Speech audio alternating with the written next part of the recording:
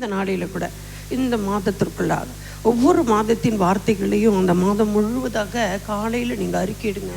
கர்த்தர் நிச்சயமாக அந்த வாக்குத்தத்தருடைய ஜீவன், வெளிச்சம், ஆறுதல், ஆசீர்வாதம், ஆரோக்கியம், மகிமை, பலன் நம்மையும் நம்முடைய குடும்பத்தையும் சாரும். நாம் வேண்டிக் கொள்கிற விண்ணப்பிக்கிற ஜனங்கள் மத்தியிலும் அந்த வார்த்தையானது உலாவி கிரியை செய்ய ஏதுவாக இருக்கிறது. ஏனென்றால் வார்த்தையில் ஜீவன் இருக்கிறது. ஹல்லேலூயா. ஆகவே வார்த்தையாய் ஆவியானவர் ஆண்டவர் இருக்கிறார். இயேசு கிறிஸ்து வார்த்தையானவர். ஹல்லேலூயா. நாம் வார்த்தையை தான் பார்த்து கொண்டு வருகிறோம். ஆகவே இந்த மாதத்தில் இந்த வார்த்தையே நம்ம கொஞ்சம் ஸ்தோத்திரம் ஆழமாக அதனுடைய காரியங்களை நாம் இந்த நாளில் பார்க்கலாம். ஏசாயா 43:19.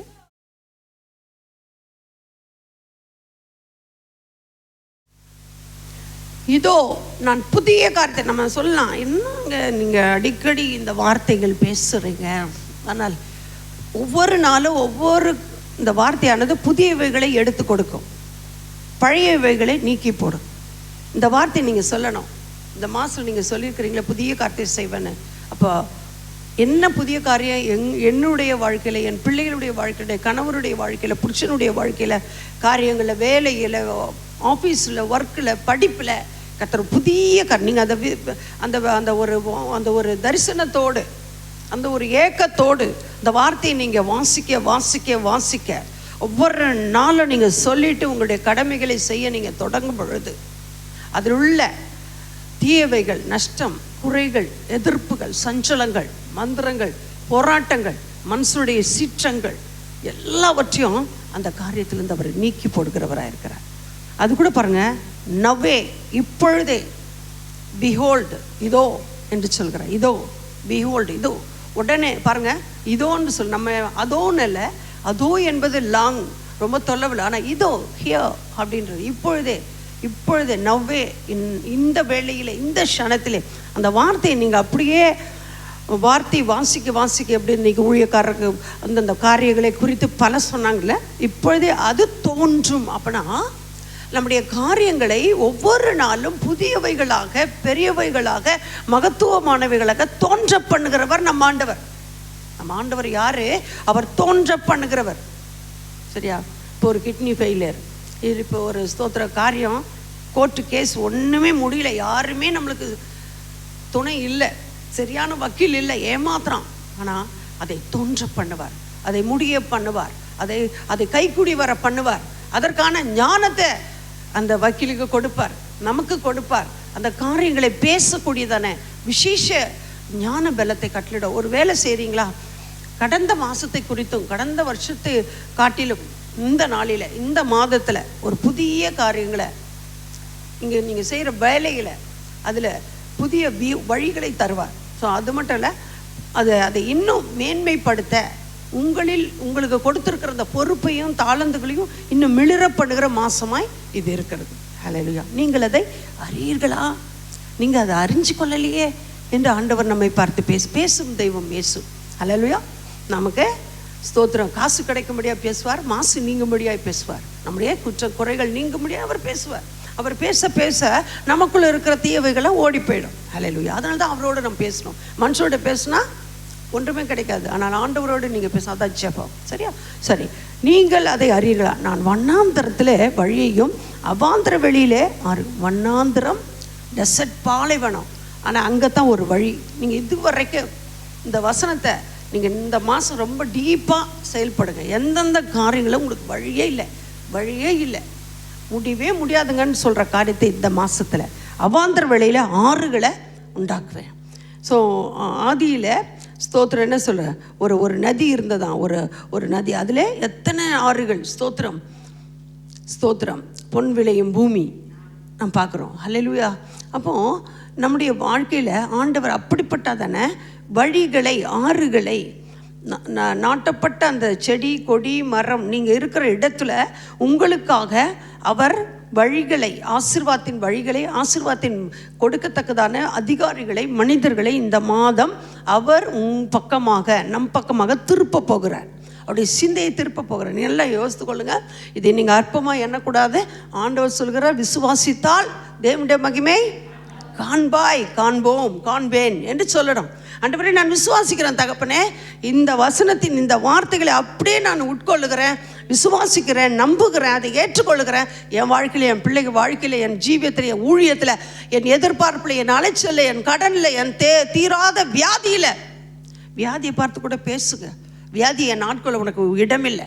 ஏசு சிலுவையில் 1 கொரிந்தியர் என்ன சொன்னார்? உன் பலவீனத்தில் என் பலன். அவருடைய பலனை அப்படியே அனுப்புகிறார். ரத்தத்தை ஊற்றி நம்ம அந்த பலவீன வல்லமைகளை அப்படியே நீக்குகிறார். ஹல்லேலூயா. உங்களுடைய எந்த இடத்துல உங்களுக்கு தேவையோ அந்த இடத்த பார்த்து பேசுங்க. வீடு மாற்றணும், ஸ்தோத்திரம், இந்த தேவைகள் சந்திக்கப்படணும் சொல்லுங்க. திரும்ப திரும்ப திரும்ப சொல்லும் பொழுது அந்த இடத்துல ஒரு உண்டாக்குதல். கர்த்தர் சொல்ல ஆகும், அவர் கட்டளையிட நிற்கும். அவர் சொல்ல ஆகும். நீங்கள் சொல்லி சொல்லி அவரோடு பேசும் பொழுது அந்த காரியத்தின் ஸ்தோத்திரம் எல்லாம் எந்த விதமான சஞ்சலங்களோ போராட்டங்களோ எந்த காரியங்கள் இருந்தாலும் கர்த்தர் மாற்றுவார். சரி, இவர் சொல்றார், என்ன சொல்றார் பாருங்க. சரி, 2 கொரிந்தியர் 5:17 முதலாவது வாசிப்போம். 2 கொரிந்தியர்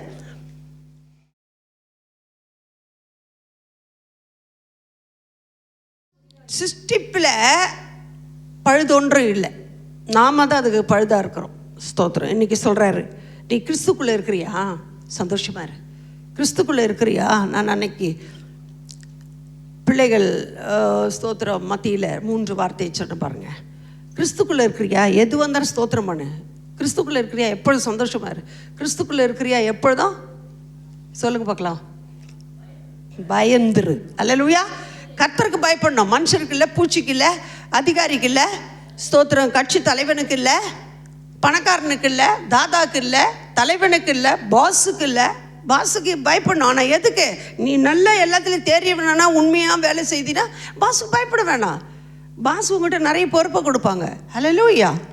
ஆண்டவர் சொல்கிறார், நீ புது சிருஷ்டி, அந்த கிறிஸ்துக்குள் இருக்கிறோம் என்ற ஒரு அனுபவத்தோடு இந்த மாற்றம் நாம் கடந்து போக வேண்டும்.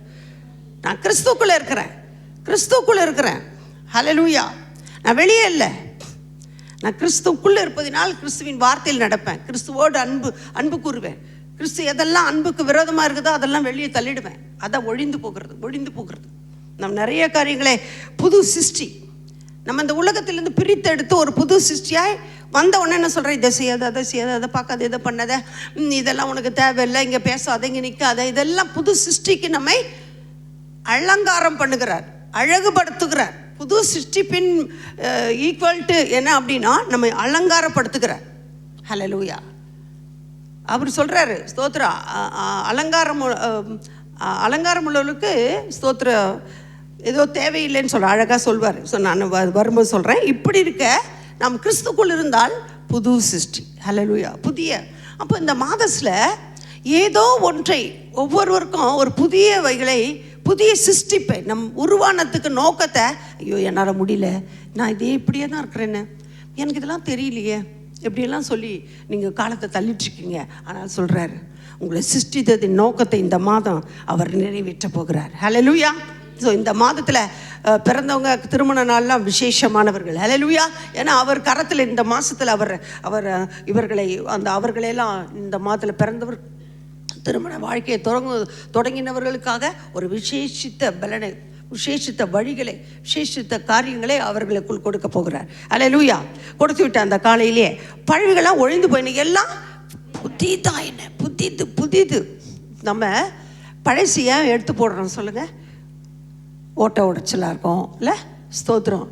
ஏன் போட்டுறோம் எடுத்து? அது உதவாது என்று சொல்லி அது அது அது தன் பாத்திரம் தன்னை காண்பிக்கிறது. அதுபோல் நம்மிலையும் இருக்கிற பழைவுகளை ஆண்டவர்கிட்ட காண்பிக்கும் பொழுது நம்மில் உள்ளதான பழைவுகளை நீக்கி போட்டு புதியவைகளை, அப்படின்னா என்ன, ஆண்டவரே நான் கடந்த மாதத்தில் இந்த பொய் சொன்னேன், இந்த காரியத்தில் ஏமாற்றினேன், இதில் என் பாத்திரம் உடைந்து போயிருக்குது, நசுங்கி போயிருக்குது, அதனால் நான் ஆண்டவரே இந்த பாத்திரத்தை உங்ககிட்ட கொடுக்குறேன்னு சொல்லும் பொழுது அவர் என்ன செய்கிறார்? எரேமியா 18 குயவன் கையில் இருக்கிற களிமண் போல நம்ம இருக்கும் பொழுது உடைந்த பாத்திரமாக இருந்தாலும் திரும்பி என்ன பண்ணுறாரு? அதை வணைகிறார். ஹல்லேலூயா. ஆகவே புதிய சிருஷ்டிப்பாக அப்படின்னா எதெல்லாம் நம்ம நீங்கள் திரும்பி அதையே சொல்கிறேன் என்று நினைக்காதீங்க. உங்களுடைய உள்ளத்தில் உங்களுக்குள் கர்த்தர் பேசி கொண்டிருக்கிறார். பல காரியங்களை அவர் புதிதாக்கும்படி. சரி, எதில்? 1 பேதுரு 2:3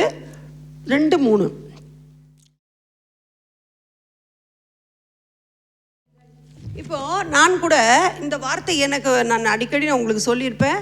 என்னுடைய ஆரம்ப காலத்தில் நான் கர்த்தரை ஏற்றுக்கொண்ட அந்த நாளில், ஞானஸ்தானம் எடுத்த அந்த நாளில் இந்த வார்த்தை என் வாழ்க்கையில் என் செவிகளில் தொனிக்க ஆரம்பித்தது. இயேசு பேசுகிறார் என்பதை நான் அந்த வார்த்தையில் ஆதியில் ஸ்தோத்திரம் ஆரம்ப காலத்தில் நான் ஆலயத்துக்கு 3வது ஆளாக சின்ன ஒரு சபை ஸ்தோத்திரம், அந்த சபையில் 3வது விசுவாசியாக கடந்து போகும்பொழுது கர்த்தர் என்னோடு பேசின வார்த்தை.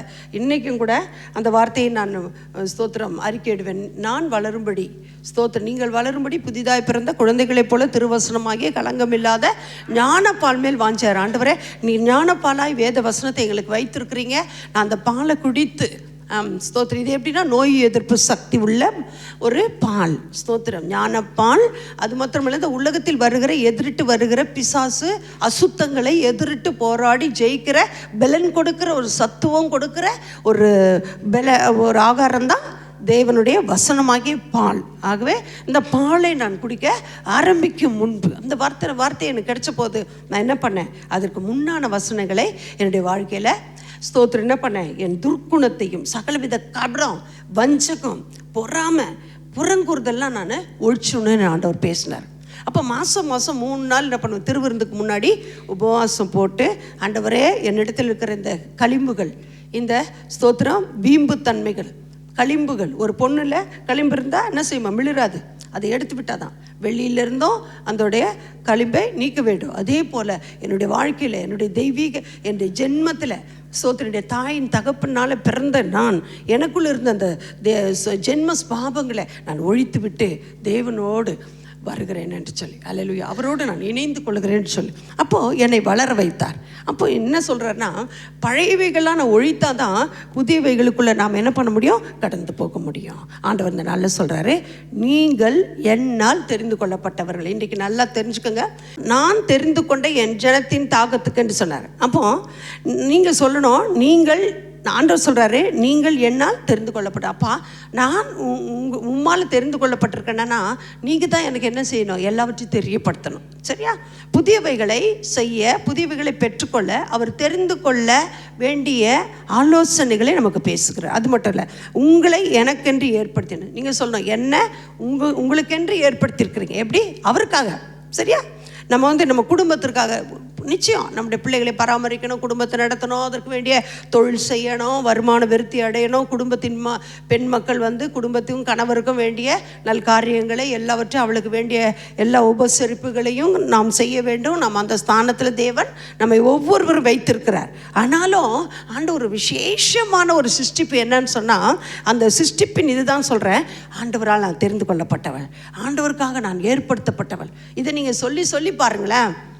ஆண்டவர் எதற்காக தெரிந்து கொண்டாரோ, எதற்காக ஏற்படுத்தினா அதெல்லாம் சொல்லிகிட்டே இருப்பார். நீங்கள் அப்படியே உங்கள் வாழ்க்கையில் ஆட்டோமேட்டிக்காக நீங்கள் கால் வைத்து நடந்து அதை அடைவீர்கள், உங்கள் சந்ததி அடையும். இதை நான் பார்த்துருக்கிறேன். தாழ்மையாக உங்கள் மத்தியில் நான் சொல்லிக்கொள்ள முடியும். அடுத்தது, என் துதியை சொல்லி, இயேசு யாருன்றது சொல்கிறது தான் நம்ம பாடுறோம்ல. அவர் யார் என்று, எகோவா ஈரே, எகோவா சிட்கேனி, எகோவா எலோஹி, எகோவா சிட்கேனி, எகோவா எல்ரோஹி, எகோவா ஷாலோம், அவருடைய நாமங்களை குறித்து நம்ம என்னென்ன சொல்லணும் மற்றவங்களுக்கு. நீங்கள் பெற்ற அனுபவத்தை சொல்லணும். சரியா? இப்போ ஏசாயா 43:23.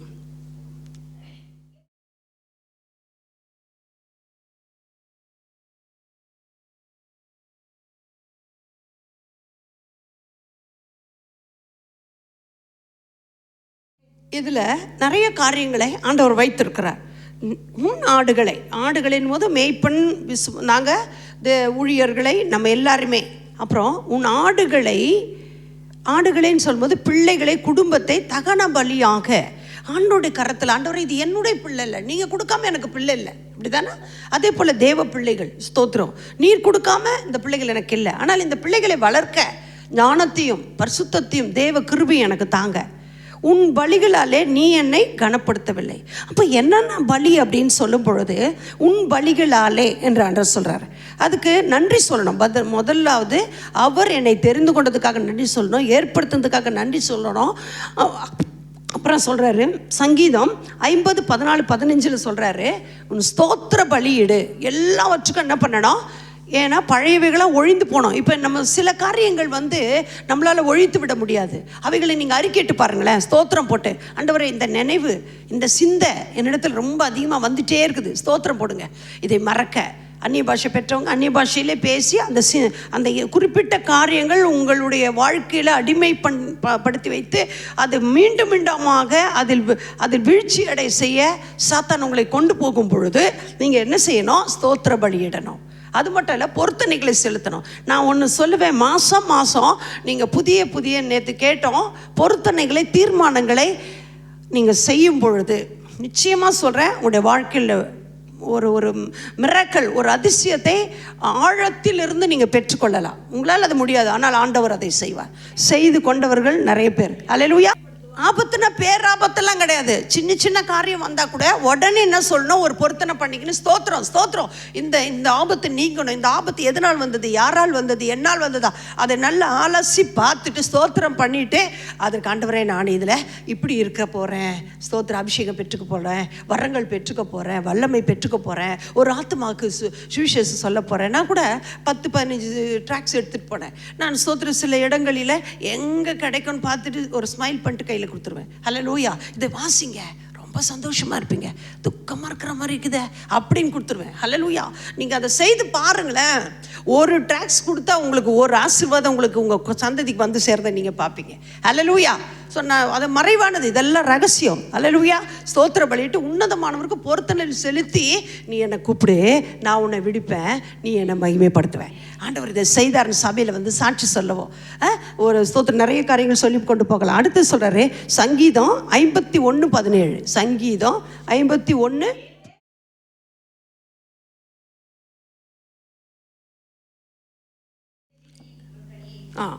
என்ன பலி? கண்ணீரின் பலி. ஸ்தோத்திரம். நொறுங்குண்ட பலி. நொறுங்கி தேங்காயை உடைச்ச உடனே தண்ணி எப்படி வருது பாருங்க. ஸ்தோத்திரம். வெண்மையை காட்டுது. அல்லேலூயா. நம்முடைய வாழ்க்கையில் கூட நம்மை உடைத்து, ஆண்டவரே ஸ்தோத்திரம், என்னுடைய பாவங்களுக்காக நான் மனம் வருந்துக்கிறேன், என்னிடத்தில் இருக்கிற இந்த கோபத்துக்காக, இந்த மீறுதலான ஒரு வார்த்தை சொல்கிறாங்க, அதை ஏற்றுக்கொள்ள முடியல, நான் இப்படி தான் நடப்பேன்னு என் உள்ளான இருதயம் சிந்தை சொல்லி கொண்டிருக்குது, வார்த்தையில் பேசணும் போல இருக்குது. இல்லை ஆண்டவரே என்னை மன்னிங்க அப்படின்னு சொல்லிட்டு. அது மட்டும் இல்லை, ஆண்டவரே நான் நல்லா இருக்கேன், இன்னைக்கு என் ஃப்ரெண்டெல்லாம் ரட்சிக்கப்படாமல் பாதாளத்துக்கு போகிறாங்க, அழுதுருக்கோமா, கண்ணீர் விட்டுருக்கோமா? கண்ணீரோடு விதை. ஒரு ஃப்ரெண்டுக்காக நீ கண்ணீரோடு விதை, அந்தரங்கத்தில் விதை. அவனை பார்க்கும்போது, அவர்களை அந்த சகோதரியை பார்க்கும் பொழுது, அவர்கள் பாவத்தில் ஜீவிக்கும் பொழுது, நீ போ, இப்படி தான், நீ பாதாளத்துக்கு தான் போகிற அப்படி சொல்லக்கூடாது. ஆனால் அவர்களுக்காக நீங்கள் பரிதபித்து ஜெபிச்சுட்டு நீங்கள் சொல்லணும், ஆண்டவர் உன்னை நேசிக்கிறார், இயேசு உன்னை நேசிக்கிறார் சொல்லி பாருங்களேன், நிச்சயமாக அவர்கள் ரட்சிக்கப்படுவார். ஏன்னு சொன்னால் நொறுங்குண்ட பலியை கர்த்தர் எதிர்ப்பார். அடுத்தது எபிரேயர் 13:15 தான். எப்பொழுதும் வாசிங்க. யாத்திராகமும் 20-24 ஒருத்தர் எடுத்து வாசிங்க. எபிரேயர் 13:15.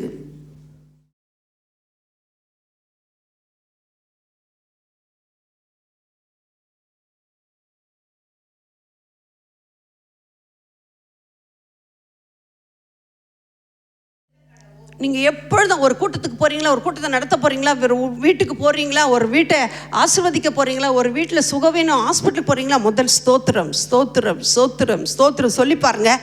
அவர்களுடைய வழிகளை உங்களுக்கு வெளிப்படுத்துவார். அபிஷேகம் பெற்றவங்க அபிஷேகம், வெளியிடங்களில் போய் அபிஷேகத்தை வெளியில் பேசக்கூடாது. நல்ல வீட்டில் நல்லா பேசிட்டு, நல்ல பாவத்தை அறிக்கிட்டு, நல்லா ஒப்பு கொடுத்துட்டு நீங்கள் ஒரு ஊழியர் செய்ய போகும்போது அந்த ஊழியத்தில் மகிமையை காண்பீங்க, பலனை காண்பீங்க, விடுதலையை காண்பீங்க. அதான் சொல்கிறார், ஸ்தோத்திரம் எப்பொழுதும் நம்முடைய வாயில் இருக்கணும். அடுத்தது சொல்கிறார் யாத்திராகமம் 20-24.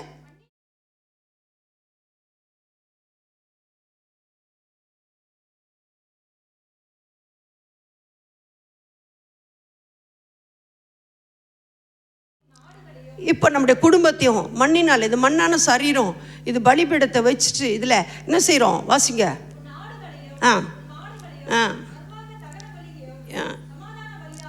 எல்லாத்தையும் ஆண்டவரே என் பிள்ளைங்க தவறு செய்கிறாங்க, மன்னிங்க, சமாதானம் கூறுங்க, ரெக்கமெண்டேஷன். அதுதான் ஸோ எல்லாவற்றுக்கும் நீங்கள் ஆண்டோட சமூகத்தில் அதை சொல்லி அவரோட மீறுதல்கள் அக்கிரமங்களை என்னால் முடியலப்பா, தோளுக்கு மிஞ்சி வளர்ந்துட்டான் அந்த காரியங்களில் அடங்கலை, இதெல்லாம் நீங்கள் பார்த்துக்கொள்ளுங்க, அவனுக்காக நான் மன்னிப்பு கோர்றேன், அவனை ஆசீர்வதிங்க, விடுவீங்க, அந்த சர்டன் காரியத்திலேருந்து அவங்கள தப்புவீங்க என்று சொல்லி நாம் ஜெபிக்க வேண்டும். இதெல்லாம் வழிகள். ஹல்லேலூயா. நம்முடைய வாழ்க்கையில் நாம் ஸ்தோத்திரம் கர்த்தருடைய கரத்தில் என்ன செய்யணும், ஆண்டவர் கேட்டிருக்காரு. ஏன்னா ஏசாயா 43 என்ன சொன்னார், உன் பலிகளாலே நீ என்னை கன பண்ணவும் இல்லை.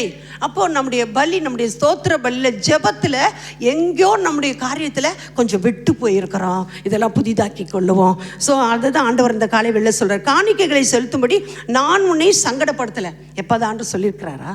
நாங்கள் டொக்கு காணிக்க இப்போ கூட 2-3 பேர் போட்டாங்கன்னே கூட டொக் மானா ஸ்தோத்திரம். கர்த்தர் அவ்வளோ சீப் இல்லை. ஹல்லேலூயா. நம்ம ஒரு பொருள் வாங்கினா எவ்வளோ, ஒரு சின்ன பொருள் வாங்கினா கூட எவ்வளோ பேப்பர் கொடுத்தா தான் செல்லுது இல்லையா? ஹல்லேலூயா. அது போல் நம்ம அது கூட ஆண்டவர் சொல்லலையா, நான் இப்படி போடுறேன்னு கூட சொல்லலை. ஏழை விதவை 2 காசு போட்டதை கூட நான் கனம் பண்ணேன். அடுத்து சொல்கிறேன், தூபம் காட்டுவது படி உன்னை நீ ரொம்ப ஜெபம் பண்ணலேன்னு கூட நான் இன்னொன்று அதுக்காக நான் உன்னை வருத்தப்படுத்தலையே அப்படின்னா சொல்லாமல் சொல்கிறாரு, இன்னும் அதிகமாக ஜெபம் பண்ணு, இன்னும் அதிகமாக சரியாக என்னை கனப்படுத்துகிற காரியங்களை சரியாக திருத்திக்கொள் என்று ஆண்டவர் சொல்கிறார். ஹல்லேலூயா.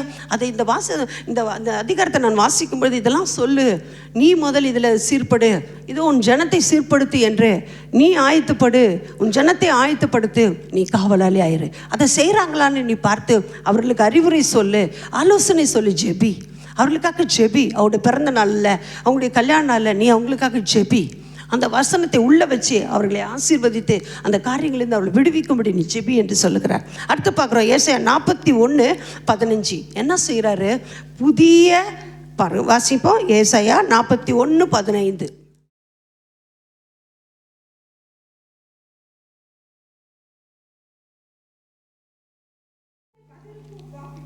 இது 2 விதத்தில் ஆண்டவர் இந்த வாக்குத்தத்தத்தை நமக்கு பலனாய் கொடுக்குறார். என்னன்னு சொன்னால், முதல் ஷார்ப்பாக்குறார்.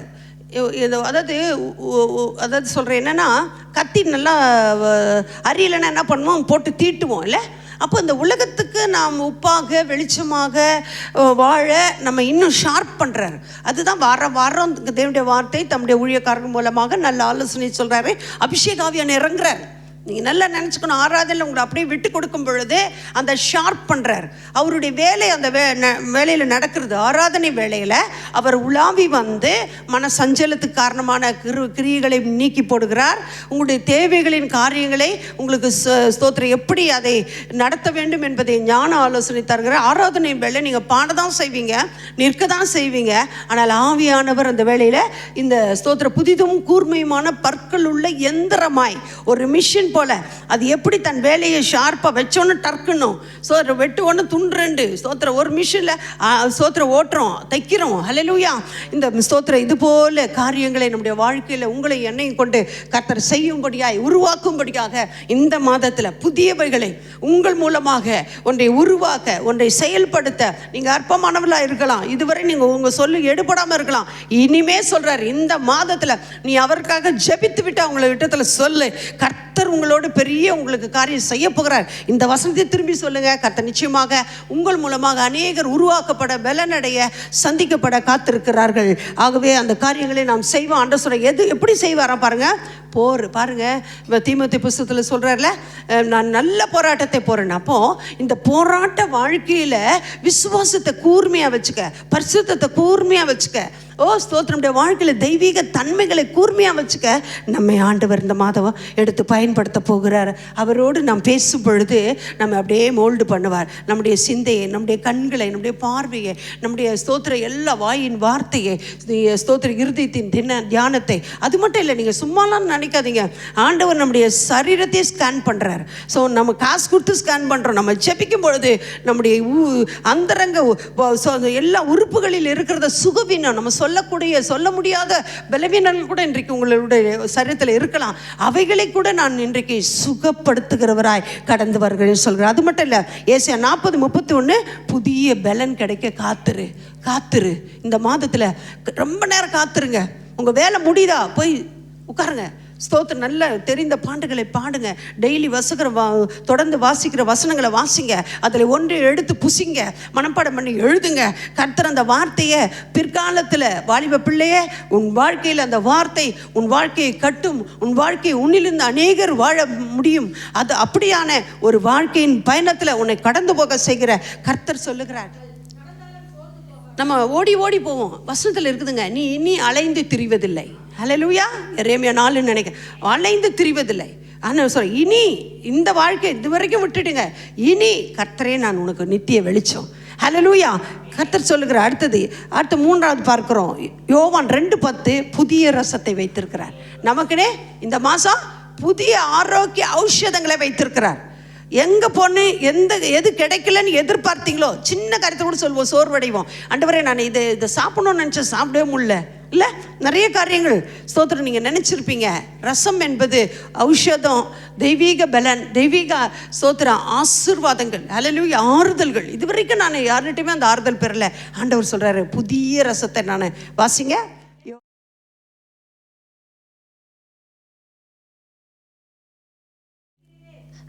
ஹல்லேலூயா. புதிய ரசம் எப்படி?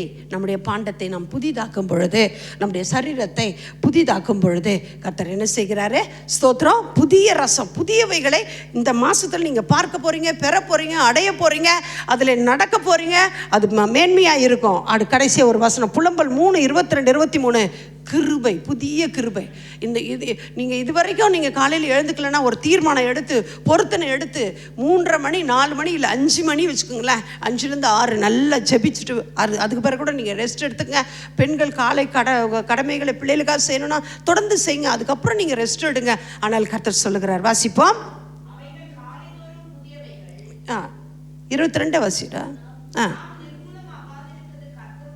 கிருபை முடிவே இல்லை. ஹல்லேலூயா. அந்த காலையில் அந்த கிருபை. ஆபிரகாம் என்ன பண்ணுற, அதிகாலையில் சேனம் கட்டிட்டு போனார் ஈசாக்க பலியிட. ஆனால் பலி எடுத்தாரா? இல்லை. காலையிலே உங்களுடைய குறைகளை, உங்களுடைய கஷ்டங்களை, வெறுப்புகளை, விருப்பங்களை, இல்லை எதிர்பார்ப்புகளை, அலைச்சல்களை, கண்ணீரை, கலக்கத்தை, உங்களுடைய நிந்தனைகளை காலையில் கொண்டு தேவசமத்தில் வைங்க. அன்னைக்கு மாலை முடியும் போது நன்றி சொல்லுவீங்க.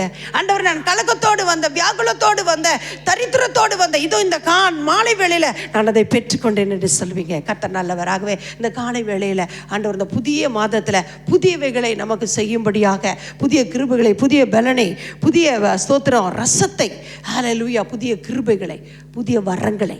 நீங்கள் வரங்களை கேட்டு பாருங்களேன். உங்களை கொண்டு அநேகருக்கு சுகத்தை கொடுக்கும் பாத்திரமாக நீங்கள் மாறுவீங்க. ஹல்லேலூயா. நம்மளை விசேஷித்தவர்கள், விசேஷித்த பாத்திரத்தை நமக்குள் அவர் ஊற்றி கொண்டிருக்க அந்த பாத்திரம் ஒவ்வொரு நாளும் அவர் எடுத்து பயன்படுத்துகிறார். அவர் சொல்கிறார், என் பிள்ளை நான் உன்னை கொண்டு தான் செய்வேன், உன்னை கொண்டு தான் செய்வேன், ஒவ்வொருத்தரையும் கொண்டு சொல்லி பேசி கொண்டிருக்கிறார். ஆகவே இந்த காலை வேளையை நம்ம அர்ப்பணிப்போம். கர்த்தர் புதிய பெரிய காரியங்களை செய்து நம்மையும் நம்முடைய சார்ந்த எல்லார்களையும் ஆசீர்வதித்து அவர் திட்டம் நமக்குள், நம் குடும்பத்துக்குள், நம் எண்ணங்களுக்குள், நம்ம ஏக்கத்துக்குள். நீங்கள் நினைக்கிறீங்க இது எனக்கு கிடைக்கவில்லையே, நிச்சயமாக சொல்கிறார், நான் ஸ்தோத்திரம் நிச்சயமாக செய்ய நினைத்து தடைபடாது. நான் சகலத்தையும் செய்ய வல்லவர். உங்களுக்கான காரியங்களை நான் செய்வேன். நீங்கள் இவைகளை செய்யும் பொழுது நான் மற்றவை எல்லா வைகளும் உங்களுக்கு. ஆண்டு சொல்ற, தன்னுடைய ஒரே பேரான குமாரனை தந்தவர் எல்லாவற்றையும் அருளார்ந்து இருப்பது எப்படி? அவர் எல்லாவற்றையும் அருளும்படியாக காத்து கொண்டிருக்கிறார். அவரிடத்தில் ஒப்பு கொடுப்போம். கர்த்தர் நம்மை ஆசீர்வதித்து உயர்த்துவாராக. ஆமென்.